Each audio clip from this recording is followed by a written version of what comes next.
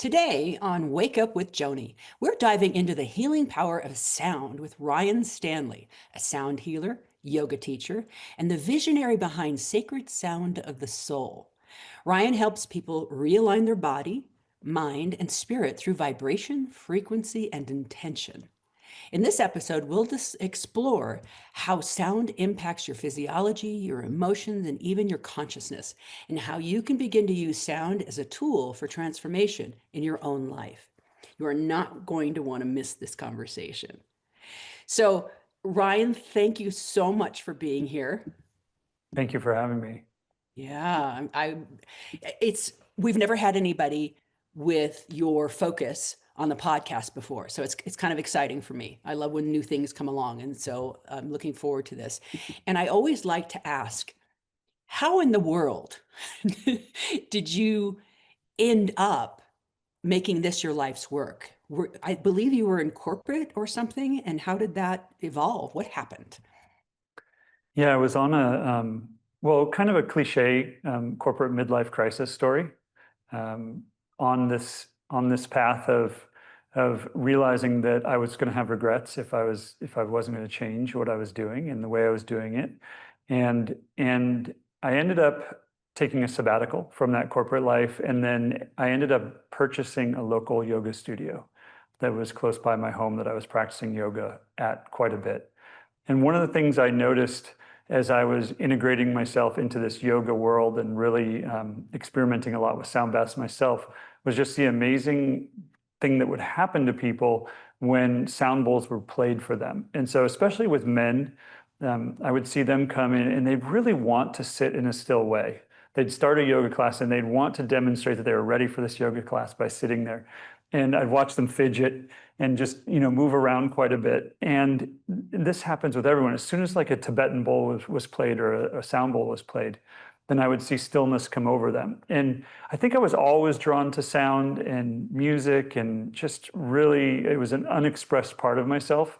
But seeing that demonstration made me really realize the power as a relaxation modality, because I was getting to compare all these relaxation modalities there in the yoga studio, seeing people practice all the time. And this one was one of the most powerful ones. Yeah. So that led to this journey with creating I met a woman who was my business partner at the time. She helped create a sound program at the yoga studio. And we started training teachers, like we train teachers in yoga. We started training them to actually do sound healing. And I went on that journey along with everyone who was learning, and it became, more and more powerful to me, and eventually led to the crystal bowls. I've got more to say about that, but I don't know how deep you want me to go into that. Okay, well, we're going to get to all of it, but I thank you for pausing there for a moment, because I don't want to lose the beginning of your story. We have a lot of leadership people that listen to this podcast who are in corporate. That's one of the hats that I wear. So could you share a little bit, if you feel comfortable, how did it manifest? How did it show up that you were realizing that you were kind of at your wits' end there? What did that look like for you? I'm so excited that I get to tell this part of the story. This is really valuable to me. So, and I like sharing it too, in case someone else does have a similar experience that they're going through. So the regrets that were pulling at me were sort of end of life type regrets. I was very, very happy with the work I was doing. I was very, very happy with the community. I was very, very happy with the abundance that I was creating. But I'd gotten into some really negative patterns. One was not being able to shut down from work without the help of drugs or alcohol. Mm-hmm. So I drank almost every day for 15 years in that pattern of working really hard and enjoying what I did. And then when I came home to family to enjoy that, that was my out and my way of finding, it was my relaxation modality at that time, but it wasn't working for the connections and everything that I really wanted to create. So I had an inner knowing that if I didn't fix that there was going to be some massive regrets at end of life in the connections that I created with family and friends and everything else. And so we had a program that luckily the leadership of my company had invested in for some time, called Learning is Leadership. And that was the name of the group doing it, out of Sausalito, California. Personal Mastery was the name of the program. And I decided to do that personal mastery program. And that personal mastery program was very left-brained. It was very analytical, tons of charting. It was not a spiritual program at all. It was tons of charting of kind of how your ego's formed and early instances in life and what really matters to you and kind of what your ego superhero is and all the costs and consequences of patterns that come out of doing what you're doing.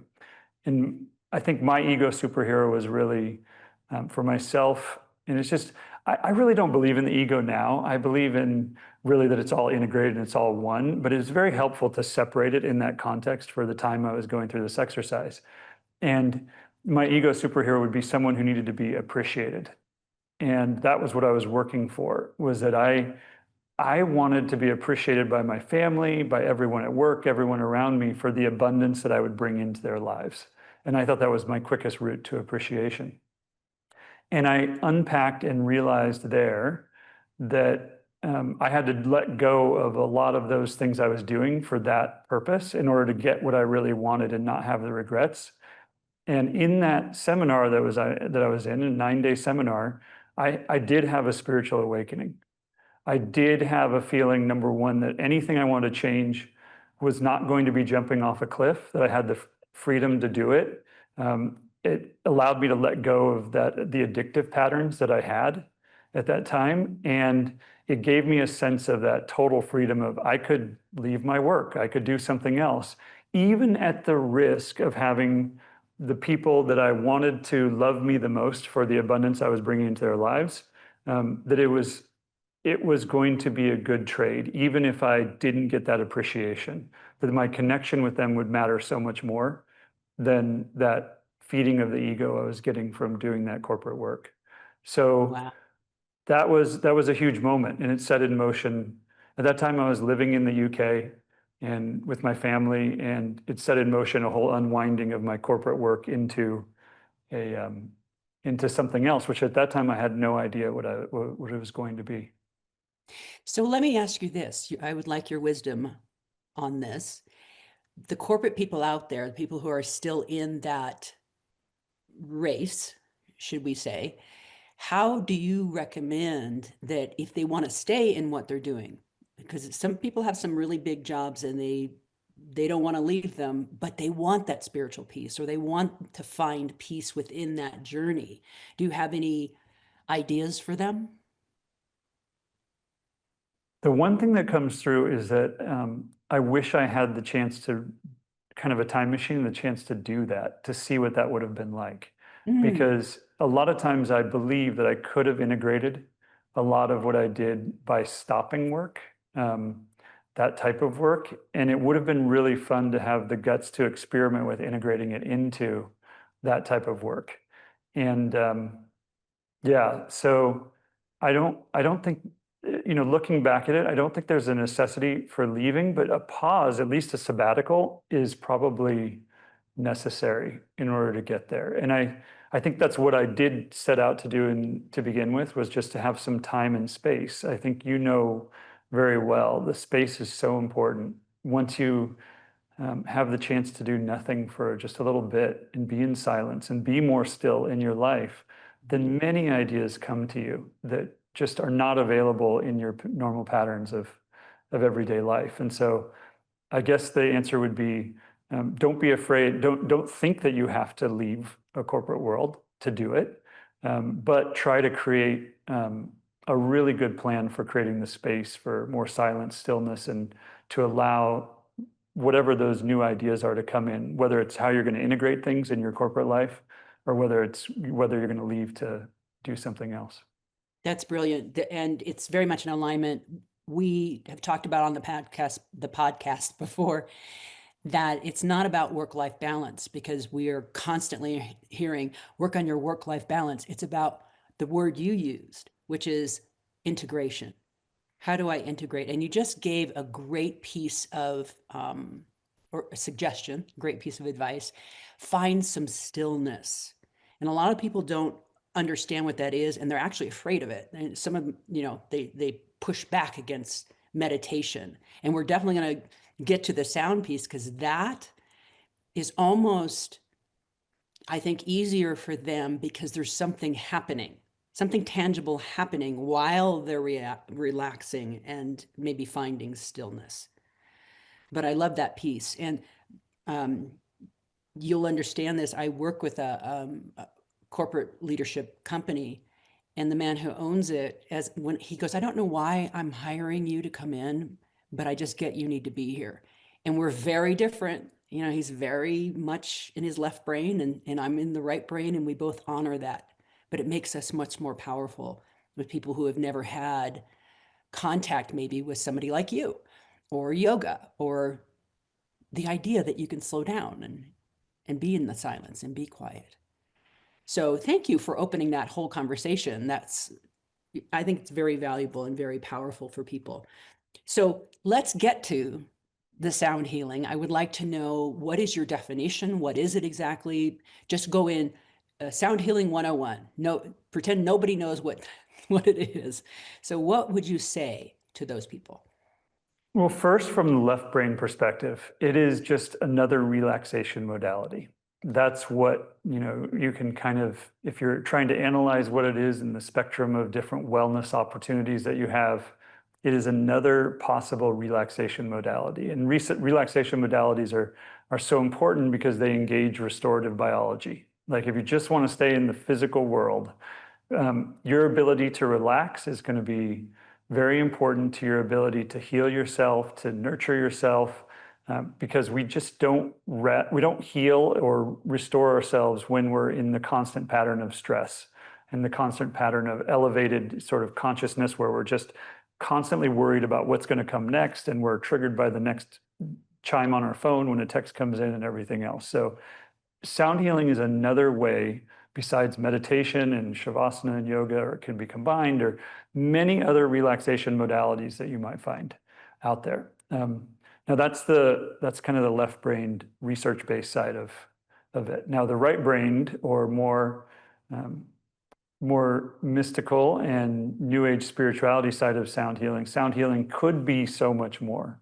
It could be an interaction with our energy fields. It could relate to our chakras and how we're working on certain parts of our energy centers in our body. It could be a pseudo physical and sort of subtle body experience that people are having. And there's so much more I didn't mention on the research side as well, even of the interactions that sound healing has. There's quite a bit of interaction with the parasympathetic nervous system and the vagus nerve itself. One thing that I find so fascinating about sound healing in the vagus nerve is that, from what I understand, the only place that the vagus nerve comes to the surface for sensory experience is in the physical structure of our outer ear, not our inner ear. There's so beauty. I mean, it's absolutely a miracle even thinking about our inner ear, but the outer ear and this chance for the parasympathetic nervous system to interact with vibration in a different way, and this chance for the vagus nerve itself. And the vagus nerve is such a receptive and listening part of our interaction with our brain. And then you just have the miracle of the sound itself, of interaction with the skin, the vibration that's happening, the interaction with the inner ear, and this processing of the eardrum that sends then the mechanical vibration to these tiny little hairs that converts it to an electrical signal that then is processed in the brain. And you can have all sorts of brainwave entrainment and things like that can possibly come out of it. So, there's a whole very interesting part of that. Now, then there's back again to the more mystical and new age spirituality side, there is a whole manifestation element to sound healing as well, where people believe it either helps them to create what they're looking for. It becomes a totem in their lives for an experience that's changing or adapting, and it anchors that shift for them at times. It can bring back connection with memories from the past, and those memories. When you had a guest talking about the Akashic records, I was really relating a lot of that to sound healing as well, about not only memories but infinite possibilities ahead. And so, boy, I could probably go on forever. So let me Good. Let's stop keep and catch going. up. Let's go back to the left brain. Yeah. So it occurs to me to ask the question, how does this change us at the cellular level? Do we have studies on that? Because I would think it would actually change, maybe help get rid of toxins and, raise the vibration right down to the cell. I don't think there's great science on that yet that extrapolates from our actual experience in sound healing to that level yet. Mhm. There is definitely research based on how sound applied to cells impacts cells. And the thing is it goes back and forth because you could have destructive sound and you can have helpful sound. And so I've seen studies that show that there's help on a cellular level in a healing perspective or a growth perspective with some types of sound and other types of sound where they haven't had that impact. There's definitely been studies on things like an experience with Tibetan bowls. Does it lower things like heart rate and blood pressure and things like that? And you always find that it does. The thing that I challenge those studies with from a research perspective, and this is not the mystical side because there's so much to experience there, but from a research perspective, if you actually had a control group that you just asked to go in and lay down and relax versus someone go in and do a sound bath, you might have the exact same experience. So my personal take is the research isn't good enough yet to prove it out, but there's Mhm. an inner knowing and experiential from an actual use case Mhm. watching individuals that I know it's absolutely an extraordinary impact. I don't think the Right. research is there yet, but I'll tell you that I see it regularly of miracles happening with people. So not to pick on my corporate people, but Mhm. just getting them to meditate for 10 minutes is like pulling teeth. So what would you say to them about the effects, the why? Nobody does anything unless they know why. How is this going to change their lives? And my retired people out there and my young people out there. I mean, how is this going to change? What's the why? Yeah. Why can So there's a few reasons there. One is if it's going to help you get into actually find stillness. So like I said, there's people who really should not be trying to meditate because it's just not something they can do without something else holding the space. So they can go into yoga nidra where it's a guided meditation, or they can go into a sound bath where the frequency ends up holding the space and allows their stillness to emerge. So that's one reason. Another reason is because it depends on where you're at in the world of sound healing. I've explored so much, but like a Tibetan bowl, metal bowl, has such a deep sort of, it taps into something in ancestry about respect for the sound. And you just know when it's played that you should be still. And it's a time for stillness. It's a time for listening. It's a time for receptivity. Now, when you play the crystal bowls, especially the alchemy crystal bowls like this, you might have an opposite impact. You might have an impact of really having a burst of creativity. You might have excitement. You might have a euphoria experience with some more of a loving type, or almost like a crush type of energy that you experience with it. And that can be profound for motivating someone who is overly still. For instance, there can be someone who's very tamasic and overly still, like from an Ayurvedic perspective, and they need a little bit more of a boost of creativity and excitement to move. So there can be sound healing can be applied in both dimensions. Another way people use sound healing is to find clarity. So especially in a personal practice, like with these bowls, there's countless stories of people trading on the stock market and being so overwhelmed with choice that it's difficult for them to find clarity in that. So meditation is a tool, like where you could find clarity, you find stillness, answers come into that vacuum. But this is another way where if you're just not a meditator, you do this instead, and a similar type of clarity comes to you as you're doing it. So all sorts of wellness benefits. And then on the cellular level, I do believe that there is an entrainment going on. There are some beautiful videos on YouTube of these metronomes all out of sequence on one table, and they're all going at different times in different directions. But after a couple minutes of them being on that same table, they all align in their frequency. Every Yeah, single metronome is going together, even if there's hundreds of them. And so I don't think research has shown exactly how that happens, but I believe something is happening on a cellular level. I yeah, think yeah. something I is think happening. it would be impossible for it not to be. And Yeah, I just want to say to the listener out there, you're going to get a lovely treat soon. Ryan's going to play some of the bowls in front of him. And so stay tuned to that. But I want to ask you a few more questions before we get to that. Is that all right? please do.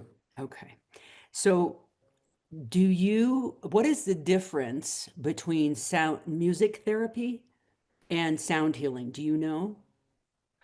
I've looked a little bit into this. So musical therapists, from what I understand, are actually trained, credentialed individuals for this, while sound healers are typically self-taught or they've gone to other master sound healers to get this, but there's no real credentialing body. There are credentialing bodies out there that are starting to pop up, but really it's more of like ancient wisdom being passed around. And when I say ancient wisdom, I shouldn't even say that, because there's probably a portion of it is ancient, but much of it is in the last 30 years that's emerged. And it's all this trading of information and wisdom that's being passed around. And so it's either a massive self-taught element versus, from what I understand about music therapy now, there's actually a pretty rigorous protocol that's evolved. There's licensing and training that goes along with that. It is very related, though, I believe, in that people are trying to get to the same end state with it. Yeah. So this leads into my next question, because partly because of how connected we are now with social media and that type of communication, the sound healing is more, people are more aware of it. It's more prevalent. So that's the good news. And the other piece of the digital is, tied to a question I have, which is, what are your opinions on the difference between being in a room with somebody like you and like I do these binaural beats with my meditation nearly every single day, and it's extremely powerful and I go very deep, but there's nothing compared to when I go down to the yoga studio and they have a guest sound healer there. I feel like I levitate back out of the door after a couple of hours. So what are your thoughts on all that? Well, one thing that comes through is just the physical experience, like I talked about, of the exposure all over your body to the sound. And Mhm. so you're sensing in a multi-sensory way when you're in person. And so that's probably contributing to the experience quite a bit. If there is an interaction with your subtle body and there's any intention that's involved with the sound healer, then that's also probably a pretty important part of that in-person experience. What was coming through as you were saying that, though, was that the biggest step function to me in experiencing sound healing was playing myself for myself. And Mm. so I think that's an interesting thing for people to explore, even beyond the in-person of receiving, but also starting to play and receive for themselves, because that was what really made the biggest difference for me. Yes, more on that. So you're talking about, as you're sitting there with your bowls, other people out there, people like me sitting there with my bowls, as I'm learning to play them or as I'm playing them, I'm also healing and creating the sound. I'm healing myself as I'm doing. This is good. Yeah, I yeah. don't I have to mean, go that is anywhere. the possibility.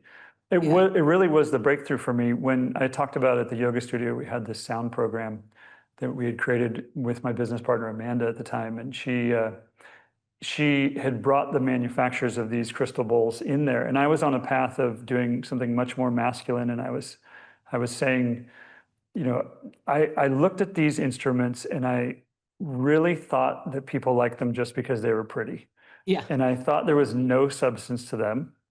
And I was doing classical Indian. I was trying to be trained in raga, and I was playing tempura, and I was thinking, like, this is the real, like, this is based on ancient wisdom. It's been around a long time. Like, it's very masculine. This is what I'm going to do in my sound healing world versus the bowls. But when she invited in the manufacturer and then we played, we just had a day of play. I've had a few samadhi experiences in my life where I knew I needed to listen because of the bliss that was overcoming me. But the morning after I woke up from that 4 or 5 hours of playing the bowls was the biggest experience of my life with that. And it really Wow. shocked me and surprised me. And from that point on, I knew I had to be around them. It was it was definitely a huge inner knowing. It was such an attraction that I just wanted to, bury myself in them. I really wanted to, So, yeah. so you're an expert in this after many years of working with them and having your own store that provides guidance, right, on how to choose, etc. So, what are your favorite bowls or your favorite vehicles for sound, and how do people figure that out for themselves? Yeah, well, I think play is super important there, just to Mm, be playful with it and experience what is good for you. I believe there's so many different benefits to different people at different times that are on the spectrum of sound healing. Like I talked about the Tibetan bowls versus some of the crystal bowls. mhm, It's just what people need at that time. And what the way they figure it out is they play with different things, and they figure someone might be attracted to a gong, and other people might say, I can't stand the sound of it. But mhm. some people might be in a place where they need the dissonance and breaking up of energies in order to move forward. And they want to be right next to a gong and just absorb every bit of the energy of it. And other people will say, that brings up trauma for me, and I don't want to do it. So I don't think there's anything right for everyone, but play, just when I say play, I don't mean necessarily play the instruments, but play the instruments too, if you can. That would be Mm. great, but be playful about what you experience until you find what resonates with you. So, two questions. One is going back to what you said about the sensory perception on the ear itself. Mhm. I was thinking about with the binaural beats that I use for the music healing for me, I use the cans. I don't put the Yep. earbuds in. So I didn't realize that I was smart. Yeah, you're probably getting a larger experience and more enveloped experience through that Yeah. by using your earlobes and the whole outer ear structure at the same time. Well, I've gone on, I literally went on Amazon and had it in my cart. I had sound bolts in my cart, the white set, and I thought, I don't know. I don't know what they sound like. I don't know what quality they are. And I took them out of the cart. But there was a point at which, and this is 3 years ago, I thought I should have a set of these. So, so where are you located? I mean, people can come to you and you can work with them and they can try stuff. Or, I mean, where I'm in Colorado. What do I do? Well, we work with people all over the world through Zoom, through online appointments. Most of our business Oh. now is working with people all over the world and shipping the bowls to wherever they are. The bowls are in the type of bowls that I've found that to be the best that I love. It's this particular manufacturer that we sell, which is Crystal Tones. And they've integrated all sorts of new age spirituality into the bowls themselves by combining all sorts of precious metals, gemstones, and other elements within the bowls. So if you have a relationship with any of those elements at the same time, then you're kind of doing double duty of experiencing the vibration and the frequency, and also in relationship with the crystal itself. And so these bowls are born the way they're born. It's a little bit different than the ones you'd find on Amazon because they are not manufactured to be any certain note or temperament. They come like they are, and sometimes that's with imperfections, but those imperfections are beautiful. It's like a feature within a diamond that you Mm, might find, and so in order to put three bowls together that actually sound good, you need support in that because, or if you want nice. to put a larger set, because they're not ground down or tuned before they come to you. They're just whatever they are. And then since we have hundreds of them, we find the ones that actually work together. Right. They And so call you those a think family. three is a good family to start with? Three is a great family. Yeah, first you start, there's the left brain way to start, which is I need to satisfy these requirements. Someone might be a little bit hybrid of left brain, right brain of saying, I want to work with the chakra, but I need to have an F note because it's got to be my heart chakra. And so Mm, we find an F note for them. But the best way to start is just stillness and listening and finding what we call a bowl mate through the process of just exploring and finding so if you were to shop online with us, we have got a recording of every single bowl. We've got descriptions of the bowls. So you'd read something about a bowl and its alchemy that might resonate with you. You'd listen to it. And if you had that experience of, I'm in love, I have a crush on this bowl, then you know it could truly be in your destiny if that's emerging. I Um, like that. yeah. When you said F note for the heart, was that their heart or is F note for everyone's heart? In the field of sound healing, there is a commonly sort of accepted standard that the notes, the whole notes, like when you go from C up to B, that you're working from the root chakra and up. So C is at the root chakra, and then you're working your way up at different chakras, and those different frequencies impact the different chakras differently. I don't know if I Could believe you in name that. them? Yeah, sure. So you've got the root chakra is C, and then D is the sacral area, and then E is the solar plexus, F is the heart, G is the throat, Mhm. and then A is the third eye, and then B is the crown. So if a person was having difficulty in speaking their truth, they would work with G. That's a possibility. Yes, that is one possibility for them of if, and it might They help a want to open lot. their third eye, an A. Yeah. So that's a possibility. So a lot of people work with their chakras in that way. Mhm. And there's a couple interesting things about that. One is that if you I'm a very left brain and right brain person at the same time, but if you look at a frequency spectrometer and you play a bowl, what you'll see is a giant spike at a note and then another area that's both before and after that spike. And what's actually happening is the instrument is playing an infinite number of sounds at once. We lock into the fundamental. That's what our brain processes is the one that is most profound. So we hear it as one note, but what we're actually experiencing is an infinite number of notes at one time. And so what I find is people actually work on what they listen to. And so if Mhm. they're expecting, it's almost like a placebo effect. It can really be an anchor for them to have a G bowl and work on the throat because then they know they go, okay, I'm listening here and I'm going to work with this. But it's amazing how flexible the world of sound healing is to actually support healing of any dimension at any time because of that infinite sort of sound that you're experiencing at all times. So even the sound that you can't discern with your human ear is healing. That's my belief. You're Yeah, experiencing I'm there it. with you. Yeah, I just read something that, and I apologize. I can't remember, it was 2% or 20%, but what we see, hear, perceive is infinitesimal to what is actually out there in terms of energy and spirit. So, Totally true. yeah. Totally Okay. true. Even in the physical world, when you think about the overtones that are constantly going on, and sound healing sometimes brings this out in people when they get more experience. But like a Tibetan bowl, you play it, there's usually 4 or 5 notes going on at the same time. We usually hear one or two. But when Uh-huh. you start to really listen and discern, it opens up a whole world. There are overtones that you'll hear everywhere all the time. They're Mm. going on in your car. You'll start to notice, I thought I was hearing one noise with the tires, but it's actually 3 noises at once. And Wow. even in the physical world, we are shutting out so much. And who knows what we're shutting out in the spiritual world? There are some people that are more sound sensitive than others, correct? Yeah, definitely. Yeah, I'm Vibration one of those. sensitive and sound sensitive. And yeah, Yeah. I live here now somewhere where there's almost no sound, but I moved from 2 blocks from the beach in Long Beach, and there were trash cans going by every single day and helicopters going over every day. And there's my favorite homeless person used to yell, "I am God," as he went by our apartment every day. It was a lot of noise, and I didn't realize how affected I was until it stopped. how can you get into stillness and restorative biology with all that stimulation constantly? Be very, Uh, very challenging.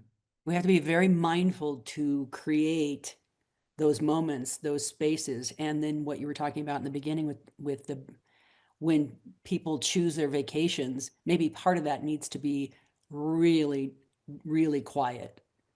I Really, think that's great advice. yeah. Great advice.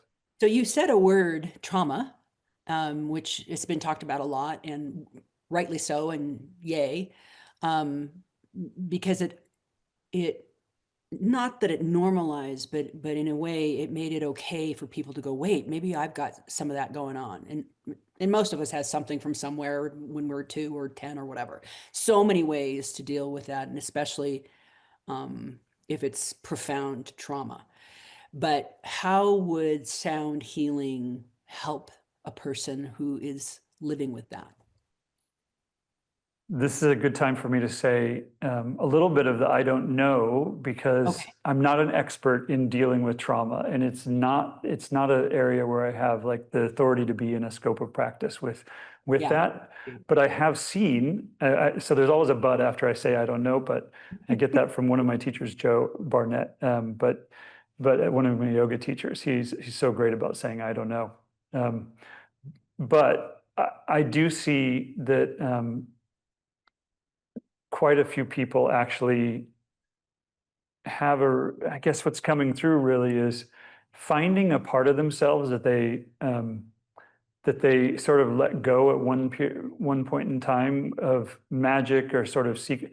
We have so many people who had a musical background and then gave it up. And so at the same time, they have had traumatic experiences in life.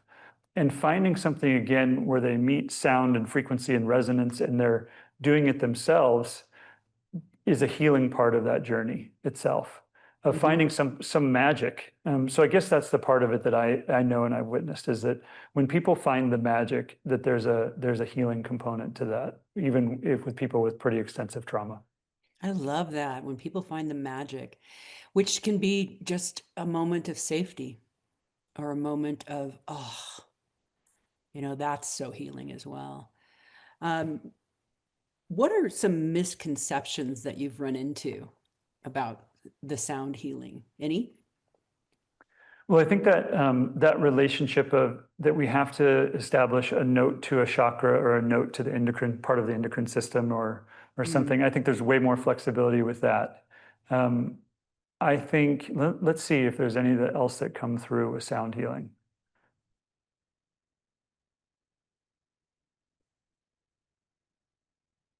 Much of what I've found has been validated as far as the myths and well, I mean, one thing that's coming through that's interesting is around the ancient roots of sound healing. I would say there's an inquiry open around the ancient roots of sound healing, whether it's really modern or not. And so it's not necessarily a misconception, but for instance, the Tibetan bowls, I think there's some chance that there's stories around it being more cultural appropriation and not actual sort of something that was ancient roots within these Buddhist temples or Himalayan temples that you'd find that they might have been used for other purposes, and now they're being appropriated more in the way that we see them. And then there's this whole mythology coming out about how they were actually being used. Mm. But some of the best teachers that have traveled the most and had the most experience have really shared with me that they believe that that's not true, and that there are glyphs in the ancient Tibetan writings, and there are things that prove the use of sound healing. Sound healing is, as from the crystal bowl side, is really interesting how it emerged from probably around 1980 or something around there. Mhm. There's no ancient roots to the crystal bowls. From what I understand, they were developed from crucibles that were used to make silicone wafers for semiconductors. And that is the roots of their origin. They needed very pure crucibles to start that process. And they Wow. developed these bowls, and someone discovered that they made beautiful tones at the same time. Cool. So, so yeah, and there's a lot of significance to silicone and or silicon dioxide and the actual silica that's used in these bowls, and the way it's proliferating in our environment in solid state technology, as well as in this basic technology of frequency and the memory it may have, Mm. and maybe even the autonomy or spiritual identity that it might have. So that's kind of the more left side. Okay, so let's go to the right side.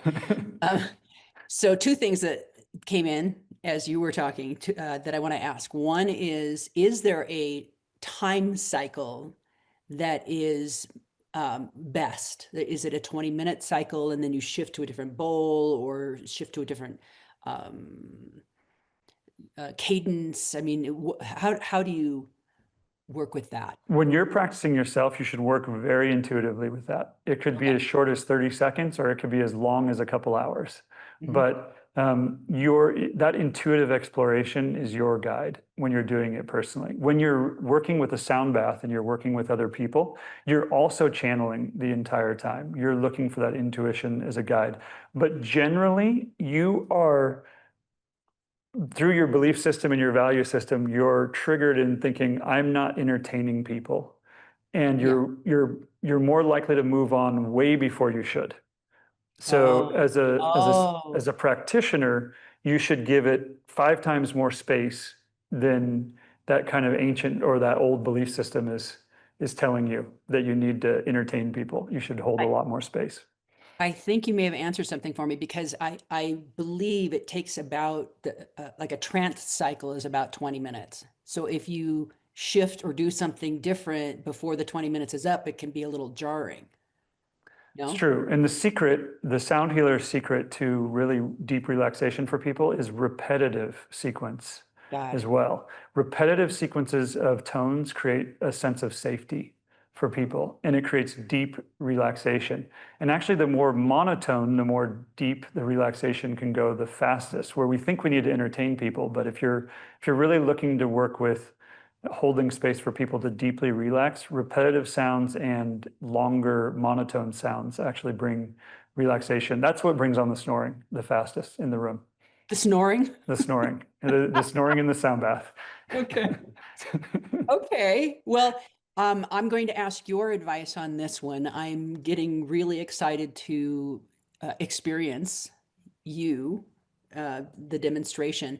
Should we do that before we talk about where people can find you? And I do have always have a couple more questions, but what do you think timing wise, intuitively? Should we do this now or? Best is at the very end, so we don't have to say a word after it's done. Oh, okay.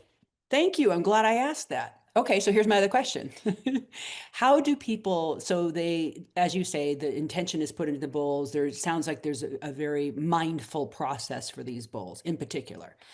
But once they come to me, let's say, how do I clear them energetically? Oh, so many different things. One is don't ever do that with chemicals or Yeah. processes. Like there's no reason to do anything but a very soft rag and just cleaning them out. If they become sticky, I guess you might want to use some water or thieves. You might want to mix in with it. Mhm. For that's a physical cleaning. Now, clearing moonlight is the most sort of trusted process for that, but also meditating with your bowls, holding your bowls. So the process of even lying flat on your back and holding a bowl on your abdomen or your chest and just giving it a little bit of time in your meditation can really supercharge the bowls from an energetic perspective. And I can't validate it with research yet, but it's like um, someone said this, and I think it's a great example, but it's not mine, so I can't take credit for it. It's like when you wash your car and give it an oil change. Doesn't it feel like it drives better all of a sudden? Doesn't it feel Absolutely. like it just all of a sudden handles better and you're more connected with it? There's something, and that exact same thing happens anytime you treat your bowls to some moonlight or a little bit of Yeah. meditation like that. So putting the bowl on your heart chakra is what you were just doing, which would align the vibration of the bowl with your vibration. But then in playing the bowl, does a vibration rise up, raise? And then therefore your vibration goes up.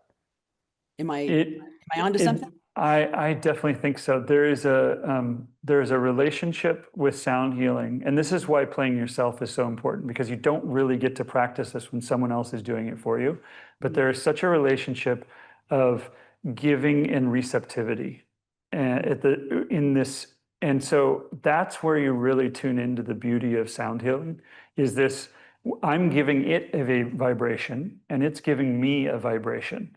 I'm creating friction, which creates this vibration, but then this vibration is coming back to me and playing with how little it takes for that receptivity and giving is really where the beauty emerges in the whole process and where stillness and everything else and allows you to really experience subtle energy in a different way because it's not this giving and taking that's like, pounding on the drum, but that's a good sound healing too. It's just that can be great. So I don't want to judge that because that's something I love too. But this is Yeah. a different type of receptivity and subtle energy.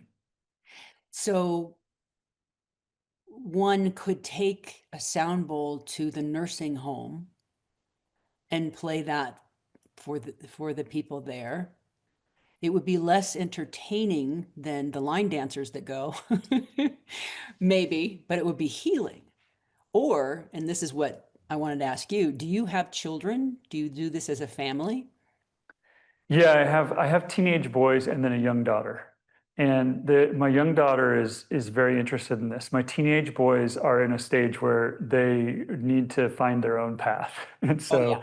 so they're definitely in a place where they're not as involved. But yeah, this is something that you definitely can involve children in. I think almost the younger the better, except for when they're fragile, you've got to be careful.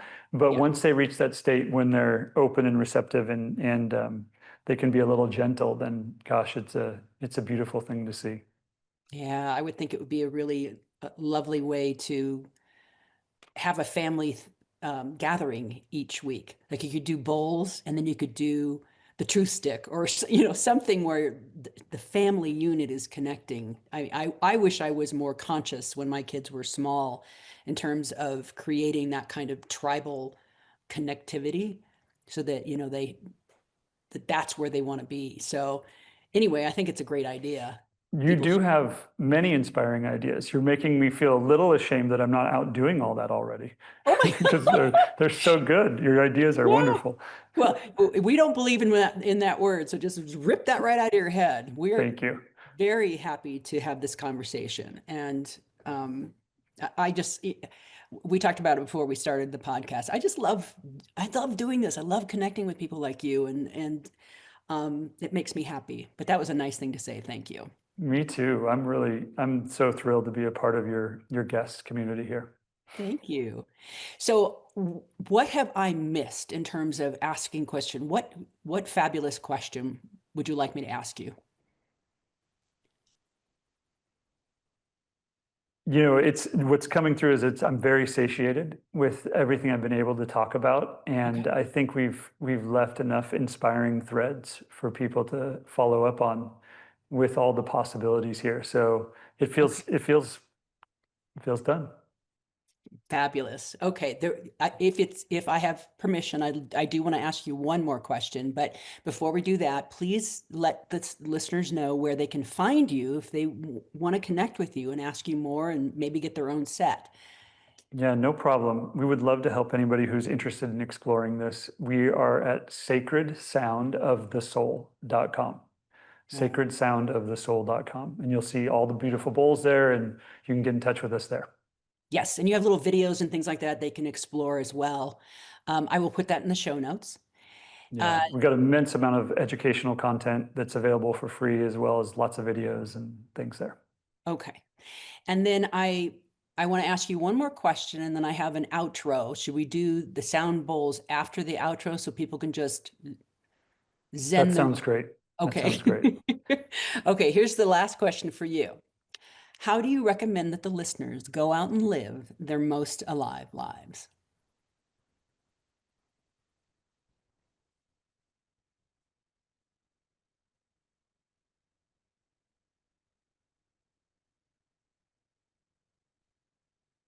So, what comes through with that one is the word participation.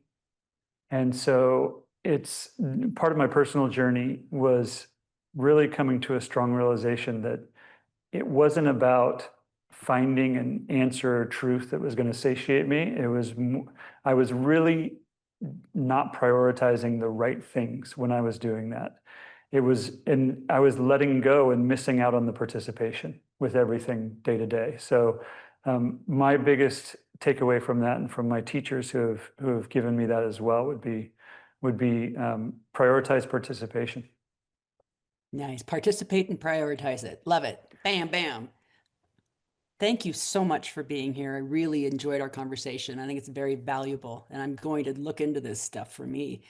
So I'll do the outro, and then folks, don't leave the podcast until you hear him play, okay? But make sure you're someplace you're not, closing your eyes and driving, someplace comfortable. So here we go. Thank you for joining me, Ryan Stanley, today on Wake Up with Joni. I hope you're walking away with a deeper appreciation of the healing power of sound and how vibration can bring us back into harmony with ourselves. If this episode inspired you, please take a moment to rate, review, and share the show. It really helps to spread the message. And if you're ready to go deeper, I'd love to support you personally. You can explore my coaching programs or pick up a copy of Stop, Look, Choose Your Journey to Peace and Freedom.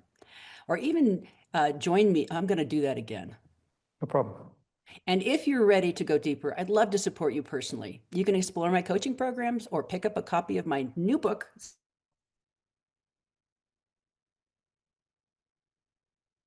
show notes, and you can connect with Ryan yourselves. And now I'm just going to close my eyes and you can take us home, Ryan.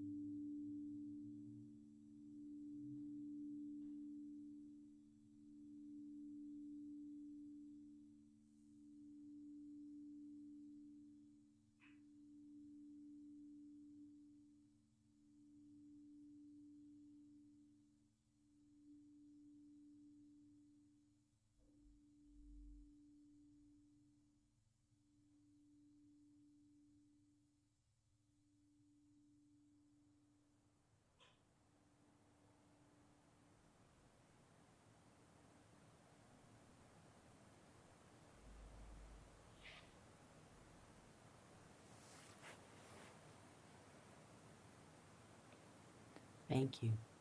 Yeah, you're welcome. I started this journey of trying to find a podcast to do some basic hygiene for my business and get it kind of out there and promoted. But I just feel such an alignment with your purpose, and it's so heartfelt of what's coming through that I just feel the need to say that, to just offer if there's any way I can be of service.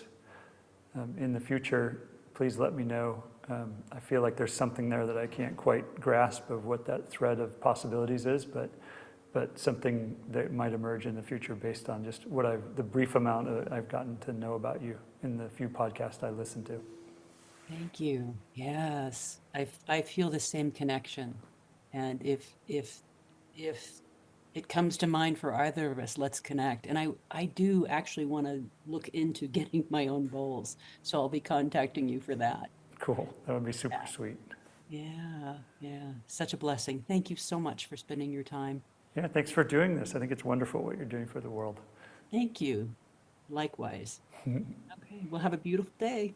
Oh, it's You my too. birthday today, by the way. Oh Thank my you. gosh, happy birthday. That's I so was sitting here amazing. going, I get my own sound bath for my birthday. Oh, it's so beautiful. Yeah, I wish it's a very active time in the building, so you probably heard a little background noise going on, but I wish we had a more silent time for it, but hopefully we'll be able to make the most of it. You'll be able to make the most of it. Like life, we have to kind of roll with whatever's coming along and stay centered anyway. So it's a great lesson. So, all right. Thank you. Well, thank you. Happy And hope birthday. I'll see you again. All Bye-bye. right. Bye.